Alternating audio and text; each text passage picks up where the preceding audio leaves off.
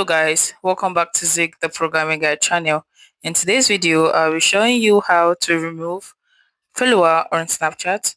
Maybe a particular person have been stalking you and you just want to remove the follower, right? So all you need to do is open up your Snapchat app like this, and you can see your profile right above your screen.